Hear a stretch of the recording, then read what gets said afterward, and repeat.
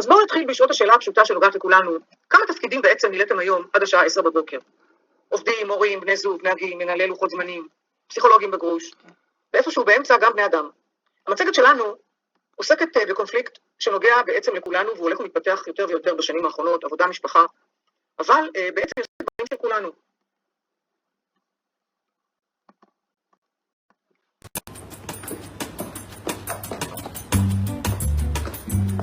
רבין! מה? מה זה הרשימה עם המילים באנגלית שתלויה על המקרר? זה למבחן מחר. רגע! שנייה רמי, אתה יודע את המילים? אמא, מה יש לאכול? חביתה! אני רוצה לראות שאתה יודע. אוף, מה חביתה? רגע! אמברלה! פטריה. יפה! מיקה יש מקושקשת, רוצה? לא. רגע! שנייה רמי. סאמר, יש פתיתים מהצהריים, את רוצה? ביי. לא בא לי. רגע! שנייה רמי, שנייה. אמא, איפה הלק האדום שלך? באמבטיה תבדקי. טריין! רגע! יש פשטידה של סבתא, זה מתאים לך? רכבת. לא. זה לא שם. רגע! אז תחפשי בחדר שינה. את רוצה סלט? אלווייטור! מה לי? טוב, שיש סלט. מצאתי. רגע! מה? רק תביאי לי נייר טואלט! טואלט פייפר. יפה! אז אם נשאל את עצמנו, בעצם מהיכן זה מגיע?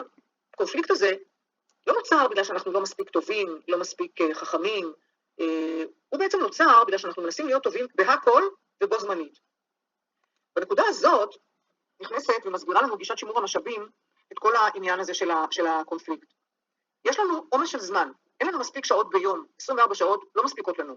קיים גם עומס רגשי, אנחנו סוחבים את העבודה הביתה ולעיתים גם את הבית לעבודה. יש גם עומס של תפקידים, כל אחד מצפה מאיתנו למשהו אחר. בעבודה מצפים שנתפקד כמו בעבודה, בבית מצפים שנתפקד כמו בני זוג, כמו הורים, ולכן הגבולות מתשתשים, וכאשר הם גבולות ברורים, הכל מתערבב לנו. בנקודה הזאת, כשהכל מתערבב לנו, וכשהכל על חשבון הכל, נכנסת תיאוריית הנדירות. תיאוריית הנדירות אומרת דבר מרכזי מאוד פשוט. כמות הזמן, האנרגיה והקשב שיש לנו היא כמות מוגבלת. אם השקעתי בעבודה, זה יבוא על חשבון הבית. ואם אני משקיעה הרבה בבית, זה יבוא על חשבון העבודה.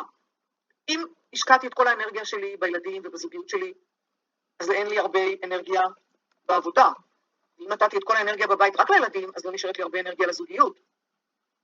וכאן אנחנו מבינים, וכולנו רואים, שלפי הגישה הזאת, הקונפליקט הוא בעצם כמעט ובלתי נמנע. לא כי אנחנו לא רוצים, לא כי אנחנו לא מספיק טובים, אלא פשוט כי נגמר לנו הכוח. אלא שכאן, בנקודה הזאת, יש טוויסט בעלילה. כי פה נכנסת לנו ומגיעה תיאוריית הרחבה. תיאוריית הרחבה בעצם אומרת דבר מאוד פשוט. רק רגע, זה לא חייב להיות ככה. ריבוי התפקידים שיש לנו, עבודה, משפחה, לא חייב בהכרח להביא לקונפליקט. גם אם הוא מביא לקונפליקט, הוא יכול גם להשאיר אותנו. עבודה יכולה לתת לנו ביטחון, משמעות, הצלחה, תחושת מסוגלות, ערך עצמי גבוה, ואת כל זה אנחנו מביאים הביתה. ומה עם המשפחה? משפחה יכולה למלא אותנו באופן רגשי, והחוזק הרגשי הזה והחוסן הרגשי הזה מחזק אותנו בעבודה. כך שהדברים עובדים לשני הכיוונים, משני הצדדים.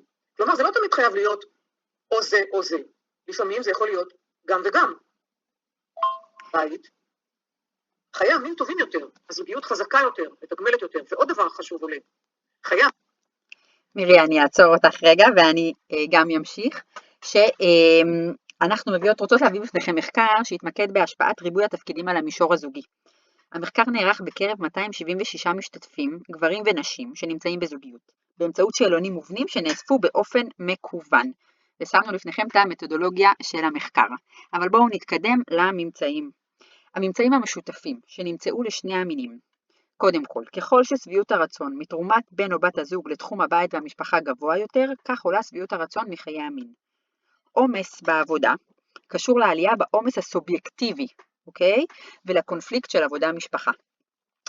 שביעות רצון מחיי המין קשורה בקשר חזק לשביעות הרצון מהזוגיות. אנחנו נראה שיש גם הבדלים בין גברים לנשים. אצל נשים, אנחנו נראה, אנחנו נראה ששביעות הרצון מחיי המין נפגעת בעיקר מקונפליקט עבודה-משפחה. שביעות הרצון מהזוגיות, ככלל, נפגעת מקונפליקט משפחה-עבודה. והעומס הסובייקטיבי פוגע בזוגיות רק כאשר הוא מתבטא באיזשהו קונפליקט תפקידים ביניהם ובחלוקה השוויונית ביניהם במטלות הבית.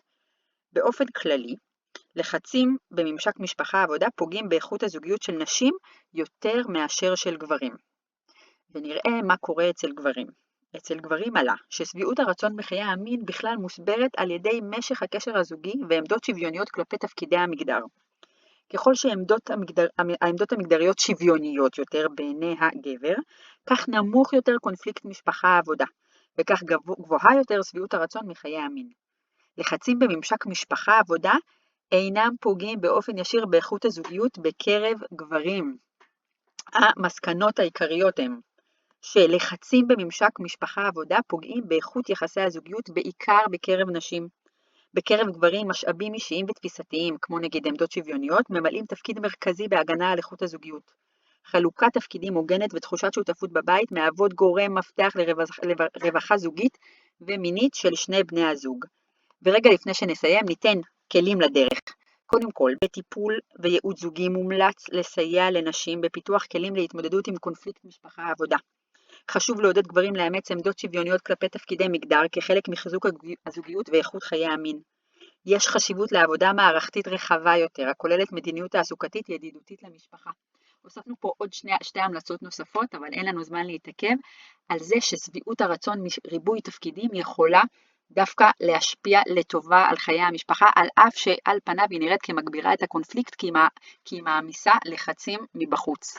אבל על זה כנראה בפרק הבא. תודה לכולם.